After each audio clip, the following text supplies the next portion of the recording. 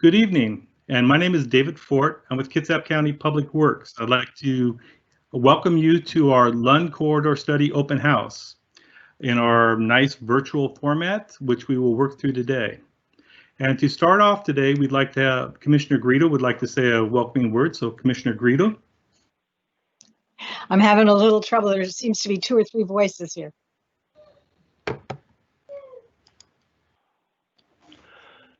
All right. Can you hear us now, Commissioner Greedo?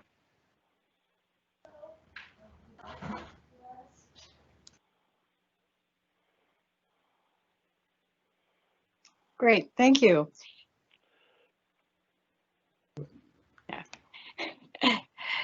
Good evening, and thank you all for joining us. As you can see, we're trying a new format. I can. Can you hear me? Okay. I hear you. Good evening, and welcome to this new format for having an open house about the Lund Corridor study. South Kitsap Transportation.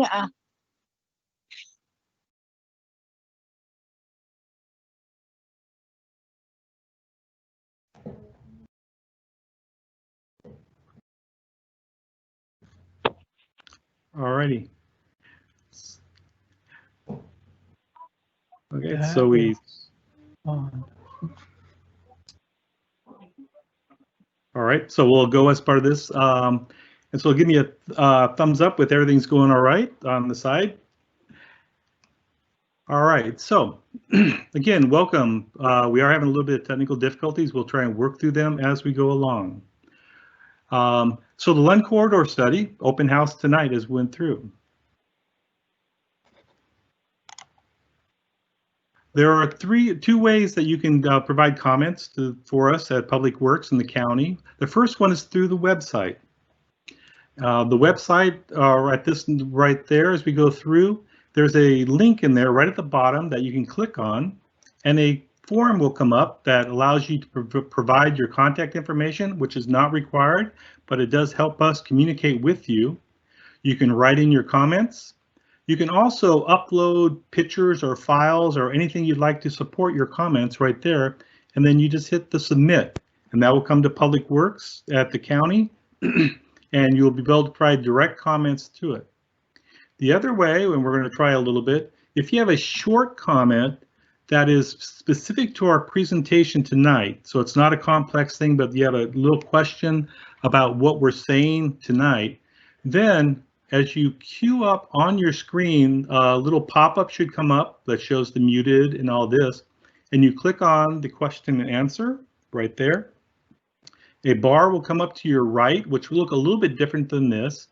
You can make your put your comment and question right there, and then you send it with that little airplane right there on the right-hand side. So what we're here tonight is to get your comments and questions on some of the things we're looking at in the Lund Corridor. So please use the form through the website or the chat or the question answer format here for those small answers. We will try to address some questions that are pertinent to the presentation tonight live at certain points going through. But for the most part, we will be answering the questions as they come in through the web. Now, the Lund study that we're talking about tonight is part of a larger study that the county has been doing in the South Kitsap. We're calling it the South Kitsap Transportation Implementation Strategy, or TIS. What this is doing is taking a second look at all the transportation issues on the county roads in South Kitsap. And we want to look at what our plans and programs are scheduled to happen in the South Kitsap, validate and refine some of our strategies and our projects, try to identify and see whether there's alternative projects or strategies that may work better. And then once we get all the needs and some possible solutions together, start to prioritize those of which ones do we want to do first, or which can we do first as we go forward. For the TIS, we've been working on this for over a year now, probably a year and a half, and we had an open house in January that showed our existing and future conditions. And if you go to that website and scroll down below the open house announcement, you'll get all the data, even the presentation for that South Kitsap and a lot of the data. So what we're doing in this TIS and this Lund study is identify projects and solutions to transportation needs that will help us with our for our transportation improvement program, our TIP. This is our 6-year improvement program where we update it annually, and it's our planned capital or improvement projects that we've scored and is competitive throughout all the county to go forward. We're trying to balance the needs with available revenue. Now our TIP process, our Transportation Improvement Program, we've had some challenges in the last years, and we're going to have challenges in the future because our transportation need is growing. Our county road fund, where we get our revenue, is flat or has actually been declining in some revenue sources as we go along. So and the other aspect is, as a county, we first look towards prioritizing our maintenance, our operations, and preservation of our existing system, number one. Then whatever money we have left over, we use that for new projects, new capital improvements. And as we've seen in the last couple of years and in the future, we have less money available for that. But we still need to look towards the future that there may be more money available and what projects and strategies we want to prioritize and move forward with. Now, the Lund Corridor is on our current TIP, our Transportation Improvement Program.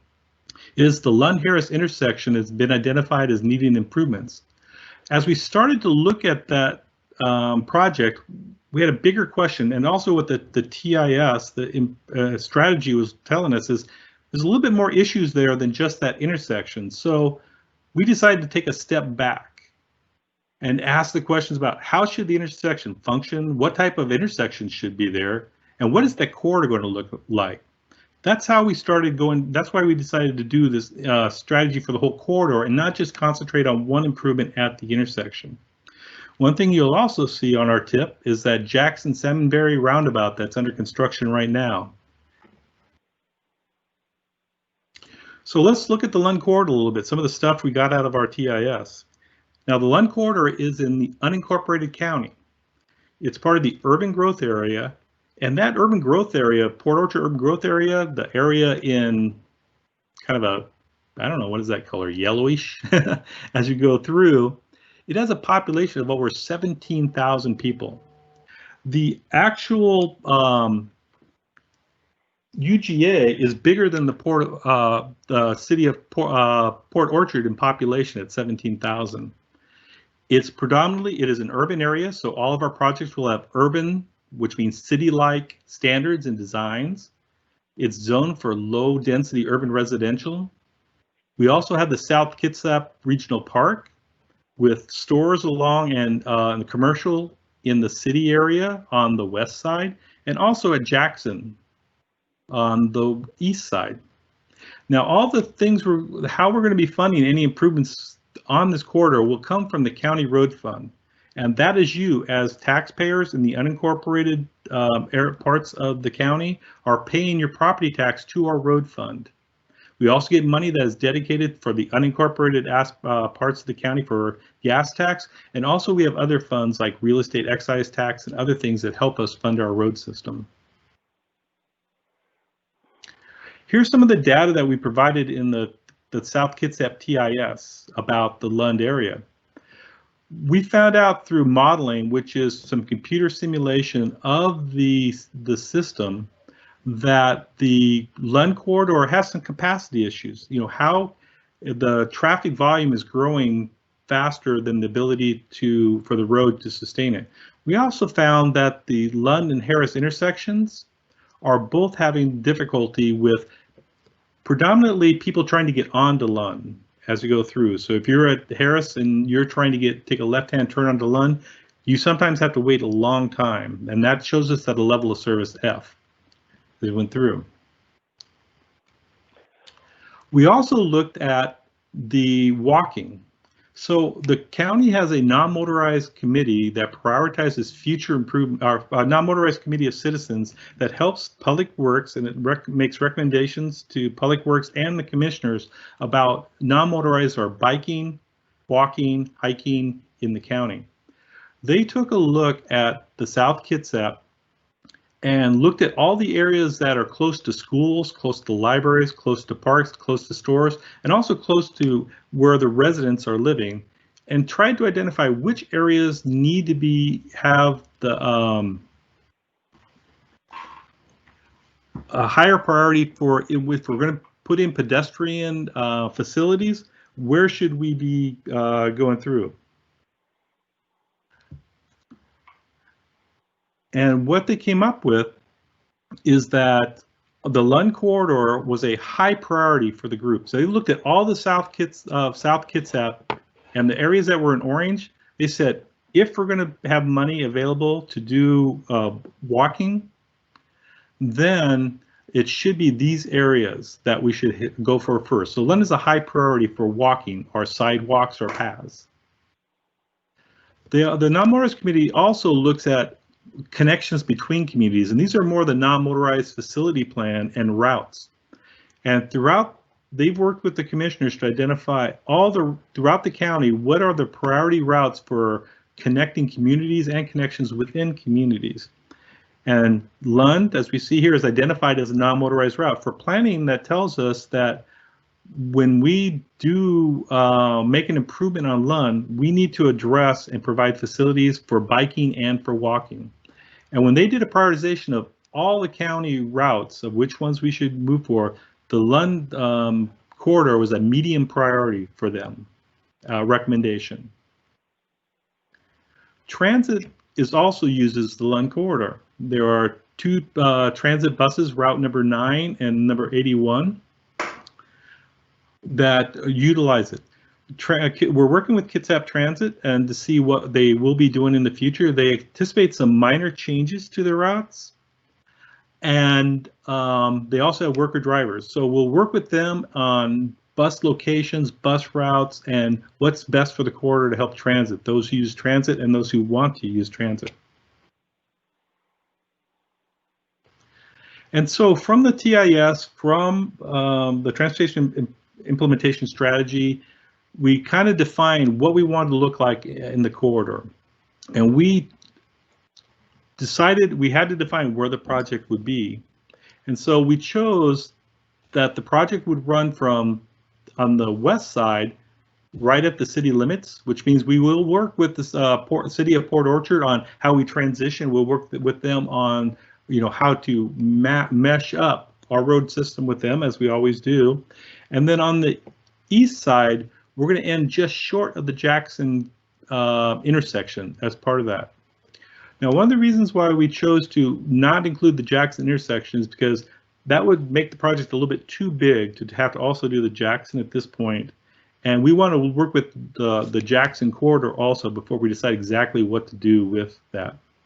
So to do this corridor study, we've asked the engineering firm of Parametrics to help us. And at this time, I'd like them to introduce themselves. Hello, folks. This is David Dinkoon. I'm a civil engineer with Parametrics. I'm in the Bremerton office, and I'm managing this project for us.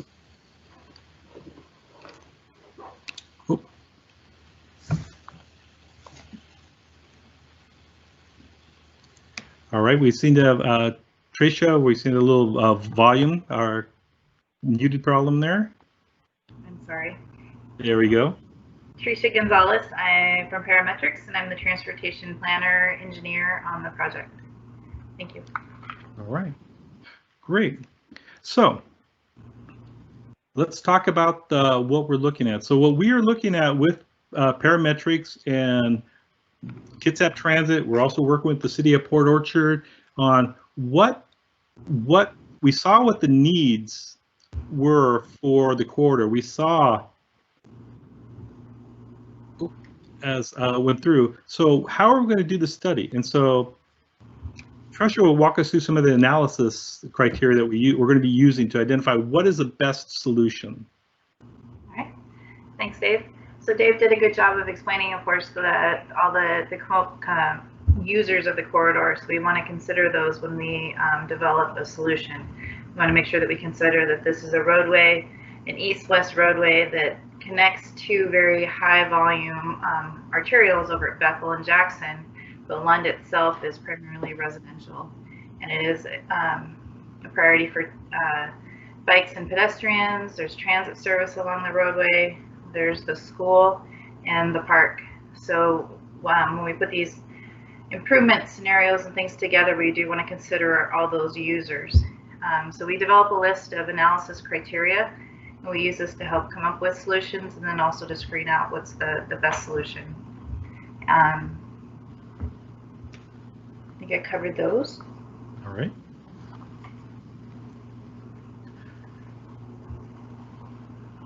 Dave? And Dave, Okay. can you go over the alternatives? Unmuted myself. Okay, so alternatives. The needs were mentioned, and I want to recap that initially we thought there was 2 intersections that needed improvements, and a third has been added. So we're looking at Hoover, Harris, and Chase. And the 2 primary ways to meet the needs, that's to increase access from the side streets and provide better safety, is a signal alternative which controls the movement. So you get a controlled ability to make a turn onto Lund from a side street. And then roundabouts will accomplish the same thing. And both of these approaches improved access and then safety for pedestrians, namely because you now have a controlled crossing with a light, or with the roundabout, you've got a very visible and marked spot. There's another point here. Access management is an add-on to the concept for safety in the corridor, and I'll actually address that during a future slide. Great. So what we were looking at is we looked at a number of primary alternatives to see how things might work, and we also looked at some other ideas. We started mixing and matching, and we'll predominantly be staying with these alternatives up on top as providing the best alternatives so far. So what we were looking at, we looked at the needs. There's a need for the road. What kind of design, what kind of capacity do we need for the road? We talked about walking, a need for walking. So what's the best way to provide for that need for walking and also for biking? So we're looking at a number of different designs. And one of the things we're going to move up to is what alternatives we've been looking at and where we're kind of sitting right now on a possibility. So let's look at the road design first. The right-of-way is a very key factor. Right now in the Lund Corridor, we have a pretty generous right-of-way that goes from 70 feet all the way up to 100 feet. So what that means is that of all the alternatives we're going to be looking at, there will probably not be much, if any, need for additional right-of-way along the segments. Now there may be a need, depending on what solution is chosen, for a little bit more right-of-way right around one of the intersections to accommodate the intersection. And that'll be one of the criteria that we look at, is how much does it impact and how we go through. But it does mean that with not needing a lot of right-of-way, it'll bring the price down of any solution and gives us a lot of options that will fit into the existing right-of-way. Okay. All right, so here, this is just walk through a little bit of the thinking of the number of lanes that we get to. So when you drive down the corridor, there might be congestion, but most of that congestion occurs as you approach intersections or as you try to turn from side streets onto the main roadway. But when we looked at the traffic volumes along Lund today and in the future, we found that at least the straightaway sections between the intersections were not exceeding the capacity of the roadway. So basically, each direction, if you're just traveling down the road and you don't come to, you're just on a straightaway at 35 miles an hour, and we looked at the spacing of the driveways and such, we could probably serve up to 1,400 vehicles an hour. That's about twice as much volume as we have out there today. So when we looked at the roadway straightaways first, we found that that's not really the operations issues. The operations issues of the corridor at the intersections. So this gave us some flexibility in that we didn't need to widen the roadway out to 2 lanes or 4 lanes, 2 lanes in each direction or 4 lanes total. We could probably manage with something like 3 lanes with a center turn lane or 2 lanes with the median, given that the demand that we have today and the traffic demand that we would have in the future in 10 or 20 years down the road. Great. Yeah. Dave? Well, medians are part of the concept that we're looking at, and you know, the intent here is to provide for access management, and that term it really means it's trying to reduce conflict points along the roadway. So the median in this instance is going to minimize or restrict left turns, which is a conflict point. And one of the things you have to do is provide for U-turns at spacing, since you can't make that left turn onto a driveway that you might have been able to do before. Standard practice is to provide U-turns at about a 1/4 mile spacing.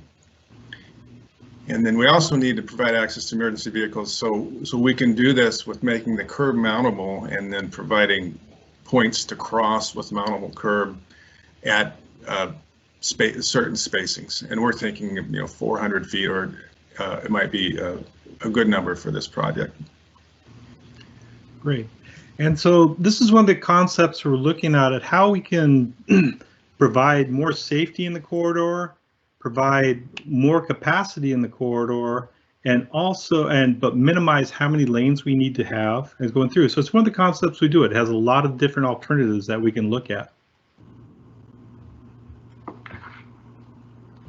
And one of the other alternatives is when we have the median is the county has identified that Lund is a prime candidate for what we call green streets. So the ability to use nature to help us with our stormwater, to help us design it a way where we can naturally take the rainwater coming onto the roadway, take it into a natural environment, and to filter it before it goes down into our aquifer and creek systems.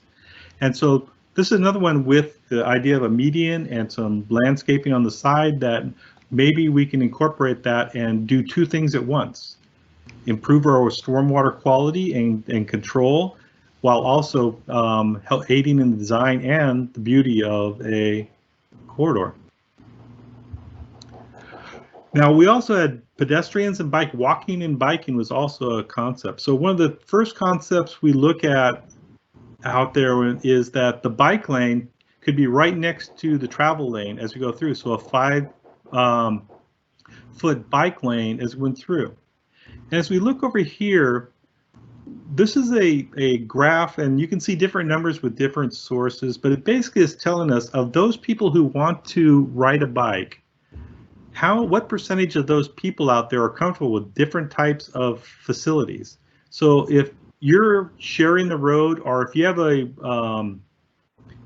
bike lane that's right next to the road, between 4 and 9% of the bikers out there who want a bike are really comfortable on that. And some of the reasons why there isn't a higher number is that when you see it out there, when you have a bike lane that's right next to a travel lane, many vehicles center themselves on the whole blacktop. And so they sort of hug that bike lane a little bit. That makes bikers uncomfortable. And sometimes the vehicle will just use the bike lane as a part of their lane as we went through. And so we were also looking at, are there some other ways that we can do that we can get a little bit more people more comfortable? Because as we look back, Lund is a neighborhood with a lot of residents there, regional park, connections to commercial areas on both sides, connections to schools. And so can we find some designs that may get more people more comfortable with biking? So one of the things we're looking at is what we're calling a 50-50 sidewalk bike lane. And basically, we're bringing the bike lane up next to the sidewalk and then buffering that from the travel lane. So what this does, it has some of the similar principles of or characteristics of a roundabout, where yes, by bringing the bicyclist up next to the pedestrian, there may be more frequent and higher number of crashes or crashes between bikers and pedestrians, but they will have significantly less injury rates and less fatalities out there. And so there may be a few more minor crashes, but far less serious injury or deaths type of fatalities than having the bicycles next to the bike lane. And so this is the concept we're looking at. There's a number of different designs, and one of the things we're looking at especially is that there would be a distinct difference between the bike lane and the sidewalk, for just by looking, by touch, by feel, that you're in a bike lane or you're on the sidewalk. And this one here, this example right here, is actually in Seattle, and they went a step further where they have a lot of heavy traffic on the bikes, and so they put some dividers to help separate that a little bit. So this is definitely one of the concepts we're looking at, is how to make it for bicyclists and pedestrians are buffered from the traffic and have a much lower stress level, that they are not mixing with traffic. So we had just been talking about the roadway sections. Now we're going to talk a little bit about the intersection design. So we're going to go a little bit through some options that we looked at for the intersections, which intersections we are looking at, and see what we come up with. Okay. So when we look at how we manage our intersections, we look at a few things. We look at the crashes and the crash history, and then we also look at traffic operations. We look at the volumes and the speeds traveling through intersections and the delay. So starting with the crash history in the corridor, we've gone ahead and mapped out here a 5-year history. This is just the frequency of crashes. And none of these are alarmingly big, but what you do see is that there's more crashes at Hoover, Harris, and Chase. Those are our higher volume intersections, and then Seaford is right behind that with 3 crashes. And honestly, 3 crashes in 5 years is not, again, not a big rate, but it does say that there's the conflict of cars trying to turn off of side streets onto a thoroughfare with 35 miles an hour or more speeds. You can get those crashes.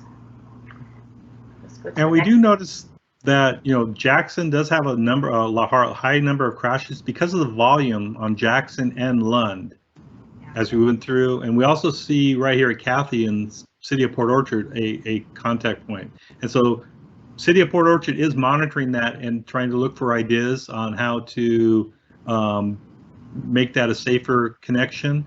And our traffic engineers are also looking at Jackson and Lund intersection to see what are those crashes doing, and what tweaks can we do, low cost tweaks can we do to those intersections to make them a little less crashy. Is that a word? Yeah. It is today. All right, heavy duty traffic slide here. Hang with me for a minute. So on here we have the map with the dots that show red symbols that shows where there's 2-way stop controls today at Hoover, Harris, and Chase. And then at the ends we have a signal at Bethel, which in the future it's planned to be a roundabout according to the Bethel Corridor study. And then we have a signal over at Jackson. Our analysis focused on the intersections in the middle again. So what we have is some tables down below, and it shows what the LOS, so that's the level of service, grade for each intersection for today, and then in the future for about 10 years out with the growth scenario. So the way we rate intersections is level service, much like you do in school, where A is great and F is bad or failing. We really try to stay in the level service of D or better. And so you can see Hoover, Harris, and Chase all receive level service E or Fs today, and then of course in the future when there's increased volume on Lund Avenue. And that delay is really, or that level service is really attributed to traffic on Chase, Harris, or Hoover trying to turn onto Lund. So as volumes increase on Lund, there's less gaps for you to turn and get onto the main roadway, and that just slows the side streets down. All right, you can get to the next slide.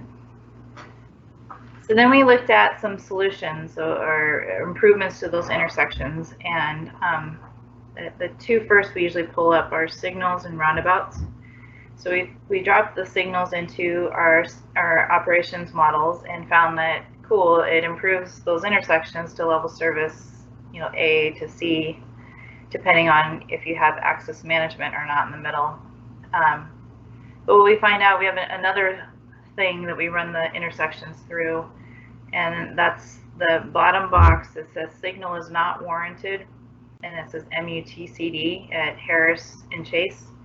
And what that is that we have a manual uniform traffic control devices, and there's these tables that tell us, we look at what the volumes are for the side street and the main street and see if it meets triggers or not. And we use that as our guidance of whether we actually put the signal in or not. And what it does is it considers, is the volume on the side street significant enough to be worth delaying the main road to put a signal in. And you know, we don't want to go put signals in everywhere because they're costly to maintain. If a signal is somewhere where people don't anticipate it, they might drive through it. So we just want to make sure we're putting signals in the right place. And the analysis says that at Harris and Chase, it's not the right place for that. So the other thing we looked at is roundabouts. This is where you yield to the traffic that's already in the circle, and then you move around through it. So there's no stop sign and there's no signal. It's a lot of slow moving traffic through the roundabout to get through. Well, you guys have roundabouts plenty over there, so. So we look at two things with the roundabouts. We look at the level service again, and you can see there's A's all the way across. These three intersections work great as roundabouts. The other thing we look at is, it says VC, that's the volume to capacity ratio. So we look at how much volume is trying to enter the roundabout versus how much volume that roundabout could actually manage.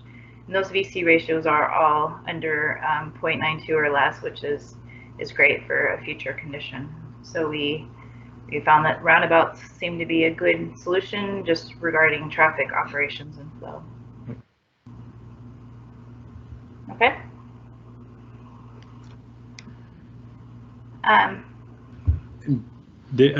And so here's some concept. This is just a concept drawing of what two roundabouts that Tricia was talking about at Hoover and at Harris. And then we also see the 50-50 sidewalk in here. And this is a concept, so don't take it as literal that this is exactly where it's going to sit. This is just a first run to see whether a roundabout could fit there. And so parametrics put this out as one through. The roundabouts are designed so that all buses and trucks with trailers can go through them. They also have design that shows for pedestrian access and bicycle crossings at each part as we went through.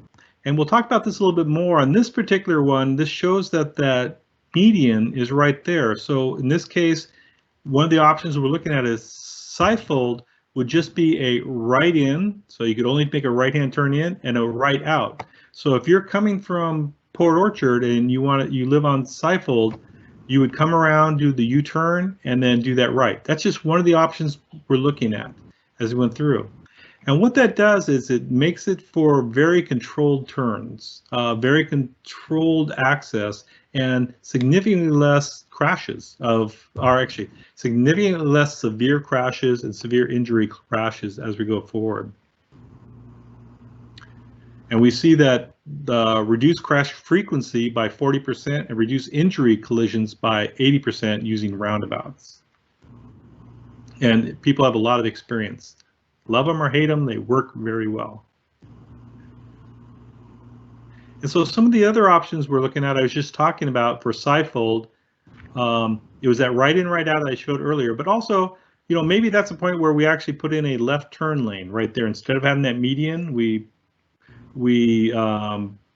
take away the median, widen the area, the roadway a little bit at that point and allow a left turn lane there. That's one of the options. The other one that David talked about earlier is that the median could be varied by design. So at certain points, we want to make sure that emergency vehicles can get past you. If they're coming up behind you, that you can pull over and that they can go onto. One example would be this, it's called a mountable median, where they can just go right over that median. It's rounded off and just come pass you up and go on and continue their call. And so we're looking at different areas that this may happen. And this is very consistent with how Port Orchard, when they did Port Orchard did the study for Bethel Corridor, where they looked at the same concept and worked with the fire department. And we'll be working with the fire department to see what their needs are and what is the best aspect. One of the other aspects we're looking at, that this line right here is the median that comes through, is we don't anticipate taking it all the way to Lund, but right before the Bonaventure facilities here and the utility right here, is that we'll have another U-turn point there. That way the people that live here will be able to do their right in, right outs, and then have that turn point within a reasonable distance, that they're not going too far out of travel as part of that. Some other things we're looking at, working with Kitsap Transit and the community, is the bus stops. Currently, the bus stops are located right here, which would be east of Harrison, and right here, which is west of Lund. The transit agency, Kitsap Transit, is also looking at maybe they want to move this bus stop actually to the west side of Harris. So we're going to work with them on some options. It could be, a simple bus stop with the bus stops in the lane with a median, which doesn't allow people to go around it. That can cause some problems. Or at that point, maybe we don't have a median. That way, if the bus is staying there for a long time and it's safe to pass, you can pass it. Or we have a bus pullout or a turn lane at that point. So we're looking at a couple different design options for the buses. What is the best for bus service for those who use the bus? Where's locations where you want to go to the park, you want to go to your house, or you want to go to the schools? And what is the best for the corridor? So based upon this, we have a working concept right now that we've been talking about. And this, as a team and as a county, this is where the direction we're headed. And that's what we want to talk with you about, is whether this direction makes sense, or are there other options that we're missing as we went through. So overall, for the corridor, we are looking at that 2 travel lanes, 1 in each direction, a median separating them with breaks at different points, a buffer with lighting and landscaping as we go through, that 50-50 bike ped as we went through on both sides. And at Hoover, Harris, and Chase, we'll have roundabout intersections.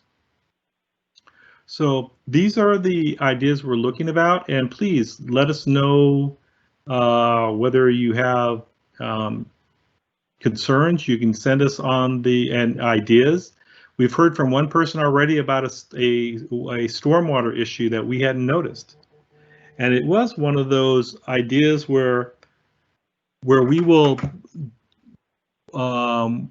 incorporate it into our design, but also we took that idea and that issue that this person had and sent it straight to our maintenance department. That way, hey, we weren't aware of this. Let our maintenance look at it and see what the problem may be and whether we can fix it or not. So we don't have any questions right now to answer, but we would like to tell you what the next steps are. For the Lund Corridor study, we hope to go to the preferred alternative. So we're going to be reviewing all the input we get from you and incorporate that into our designs. And in the December-January timeframe, we're going to come up with a preferred alternative. This is one where we think is the best alternative to date. We'll also, for 2 of the intersections, we will bring them up to a 30% design, which is a little higher level. For the whole corridor, we are doing a planning level design. So it won't go into real big details, but it will give us an idea of what the design will look like, where the bike paths should be, where the bike lane should be, where the pedestrians should be, the landscaping as we went through. For the South Kitsap TIS, we will also be incorporating these efforts into the preferred alternative and have a second open house in the December-January period. Now, depending on how if there's any radical changes to the Lund Corridor, we may have a separate meeting for that, or we may bring both of these studies back together, or the strategy and the study back together in one open house, or we may have separates. We'll make sure you know, and make sure you let us know and that you're on our notification list as we went through.